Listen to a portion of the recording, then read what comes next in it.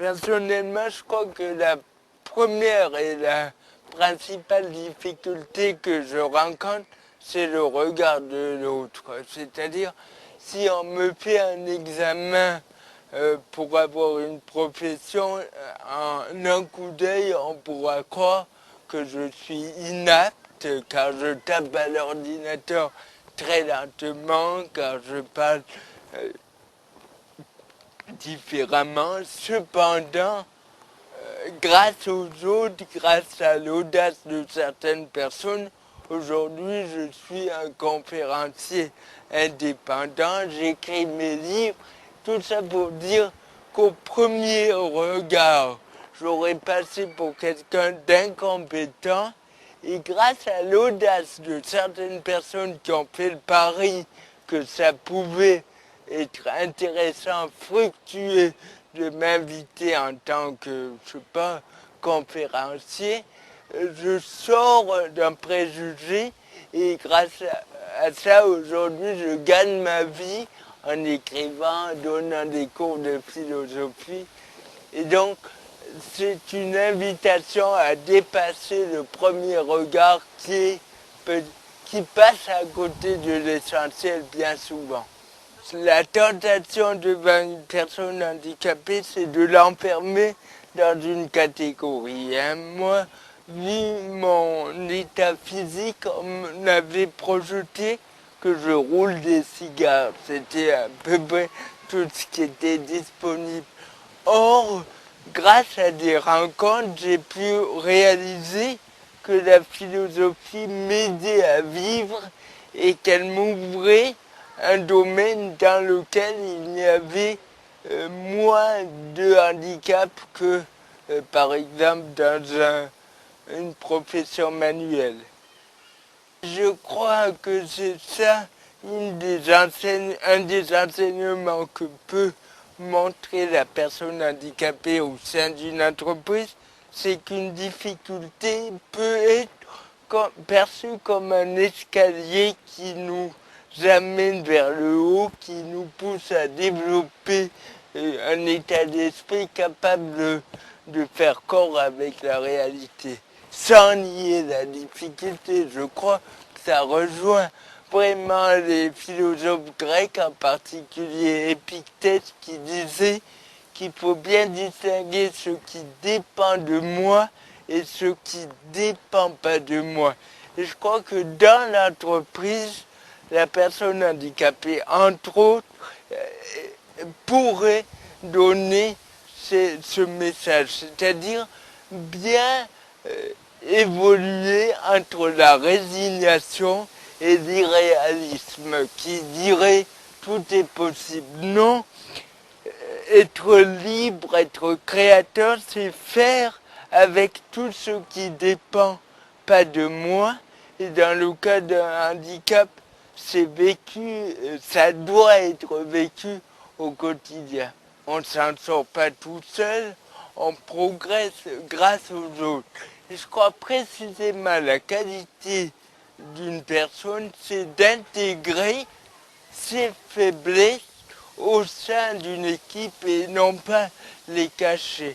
Parce qu'une faiblesse cachée ne pourra jamais devenir un atout, un tremplin, un chemin de liberté.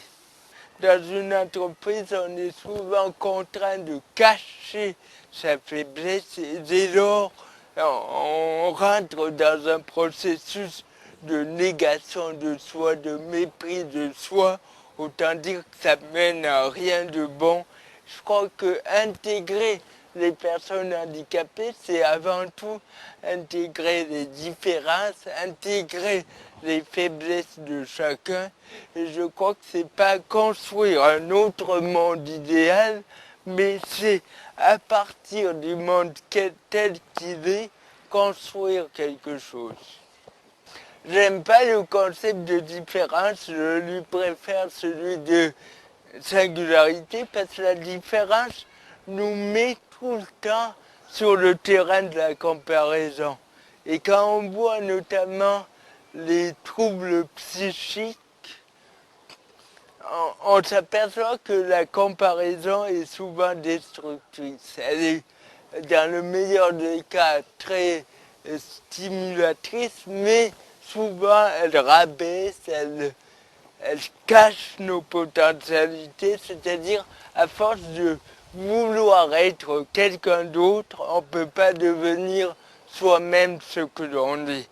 Et la notion de singularité, c'est précisément renoncer à se mettre dans une logique de comparaison qui dit je dois être comme ça, je dois entrer dans les schémas de l'autre, mais essayer d'être à ma place pleinement ce que je suis et essayer de faire avec l'intégrité de ma personne.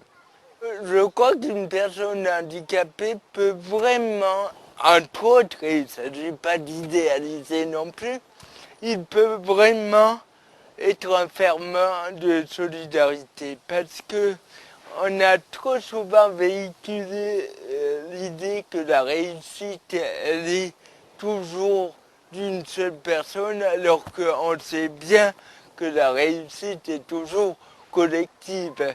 Mais la collectivité, c'est pas noyer la personne dans la masse, mais justement tirer profit de l'individualité de chacun.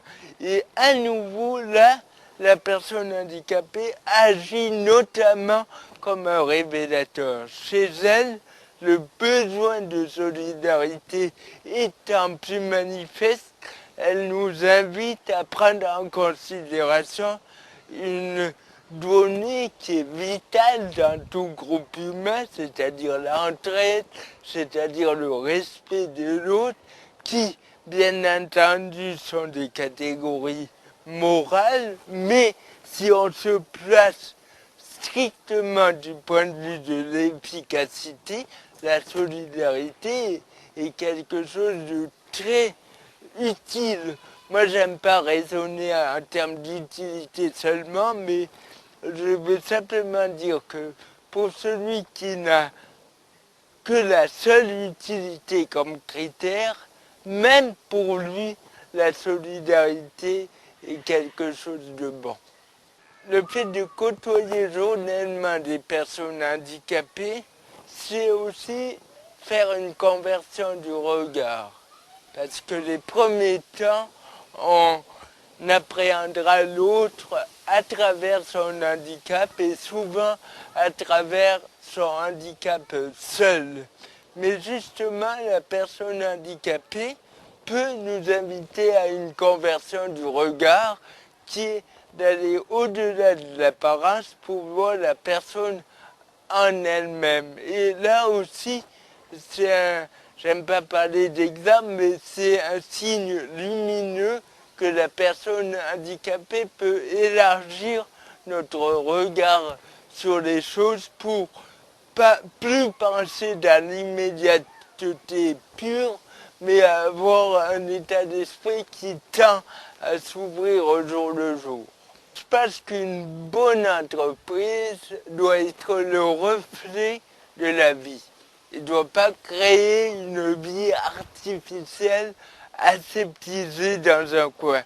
Or, que nous montre la vie? Elle nous montre une diversité extrême, une singularité absolue, et donc intégrer une personne handicapée dans une société, c'est faire rentrer la vie dans une société et c'est pas construire un monde idéal qui a toutes les chances de se casser la gueule à long terme.